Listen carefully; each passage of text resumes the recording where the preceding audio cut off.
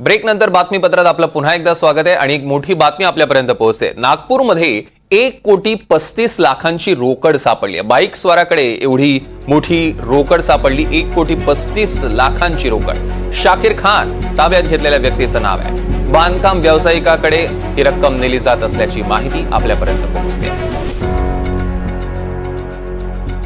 नागपूरमध्ये 1,35,00,000ची रोकड सापडलेली आहे। संजय तिवारी आपले प्रतिनिधी आपल्या सोबत जोडले गेलेत। संजय, काय अपडेट्स? अगदी सरब धक्कादायक ही बातमी आहे।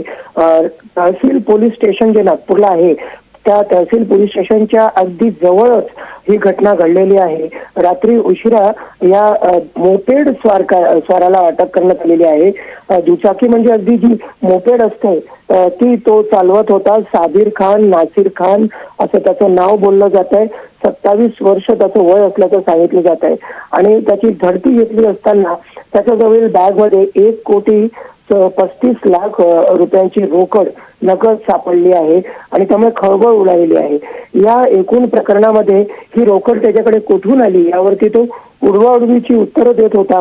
तो एका बांधकाम व्यावसायिकाकडे ही रक्कम नेत असल्याचं सांगितलं जात आहे, पण पोलीस अद्याप त्याची चौकशी करतायत, तपासणी होते आणि मुख्य म्हणजे तो कुठून येत होता त्या सगळ्या मार्गाचे सीसीटीव्ही हे सध्या म्हणजे सुमारे 1,000पेक्षा जास्त सीसीटीव्ही कॅमेरे आहेत त्याच्या फुटेजची तपासणी केली जाते आहे।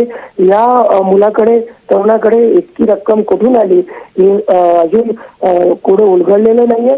निवडणुकीचा काळ असल्यामुळे निवडणुकीचे जे अधिकारी असतात ज्यांच्याकडे अशा प्रकरणांचं चौकशी करण्याची त्यांच्याकडे जबाबदारी असते त्यांनी सुद्धा या प्रकरणात लक्ष घातलेलं आहे। ते सुद्धा त्याची चौकशी करतायत।